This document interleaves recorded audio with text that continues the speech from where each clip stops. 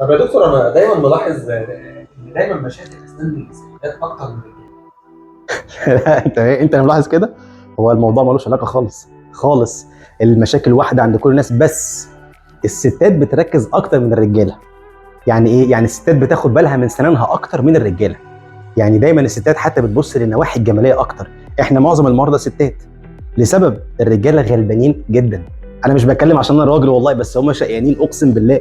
زي ما بقول لك كده، الراجل لما بيجي هو جاي للطوارئ فقط، هو متألم، هو ضرسه وجعه، هو عايز يعالج وعايز يمشي. مش عايز ناحيه جماليه، مش مثلا بيسال مثلا في الفينيرز هوليود سمايل، لا لا لا لا. هو عايز يعرف ياكل وعايز يمشي، عايز يلصم، عايز حاجه تمشي الدنيا، عنده اولويات تانية. والله زي ما بقول لك كده، الرجاله لما بتيجي في العياده شغلهم سهل. انا بحب الشغل مع الرجاله جدا، في اسنانهم حلو جدا. ليه بقى؟ بسرعه، بيتحمل، صبور. انا عايز اخلص ده ومش مهم التاني، مش عايز مثلا اعمل، لا انا اعمل لي بس ده يمشيني شويه. فكل فكره وشغله الشاغل هو عايز يعالج مشكله وخلاص. انما الستات لا، الستات متعبين جدا في شغلهم، بيركزوا جدا في اسنانهم، في منتهى الدقه في اسنانهم. لما تيجي تعمل تركيبه او تيجي تعمل حاجه، بتفندها بطريقه اللي هو ايه يعني، مش كده، مش يعني خلاص، يعني مش للدرجه دي، فاهم ازاي؟ فاللي هو مثلا لو في فينيرز، اصل بص الخط ده، اصل بص مش عارف ايه، فبيركزوا بزياده.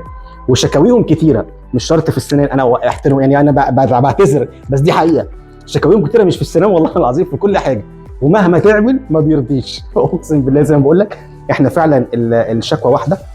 السوسه في الستات زي السوسه في الرجاله، الحشو العصب هو حشو العصب، التركيبات هي واحده، ولكن الرجاله متساهلين. انا عايز اخلص حاجه بسرعه عشان انا عندي التزامات تانية. خلاص هو خلص سنانه، الموضوع خلص بسهوله، انتهت. خلاص ضرس اعرف اكل عليه، مش مهم الضرس كبير صغير، لا لا زي الفل، انا كده عارف اكل تمام، انتهت القصه. ست لا، كل حاجه ما بتعديش بسهوله، بتدقق جدا وبتركز جدا في اسنانها، وبتطلع حاجات غريبه من هنا، بص هنا، طب بص مش عارف، طب انا شفت في المرايه الزوايا، فبتلاقيهم في منتهى الدقه. فعشان كده بتلاحظ بس المشاكل اكتر، انما مشاكل واحده. ستات زي الرجاله، وسوسه واحده في كل السنان يعني. بس طيب